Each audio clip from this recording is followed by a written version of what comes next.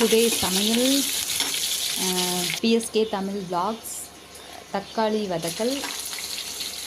தக்காளி முதல் வெங்காயம் கடுகு எல்லாம் போட்டு வெங்காயம் பச்சை மிளகா கருவேப்பிலை எல்லாம் போட்டு தக்காளி போட்டு உப்பு மஞ்சள் பொடி கொஞ்சம் மஞ்சள் பொடி உப்பு அதெல்லாம் போட்டு நல்லா வதக்கி க்ளோஸ் பண்ணி நல்லா வதக்கணும். இது நல்லா டேஸ்ட்டாக இருக்கும். சுட சுட சாதத்துக்கு போட்டு சாப்பிட்டா நல்லா டேஸ்ட்டாக இருக்கும். அப்புறம் அதலக்காய் சாதம், அதலக்காய் பொரியல். என் பையனுக்கு தான் சாதம் வச்சுட்ருக்கேன். என் பையன் காலேஜ் போகிறான். காலேஜுக்கு காலையில் எங்கள் வீட்டில் வந்து காலையிலையும் சாதம் மதியானம் சாதம் தான். அது சின்ன வயசுலேருந்தே அப்படியே ஒரு பழக்கம்.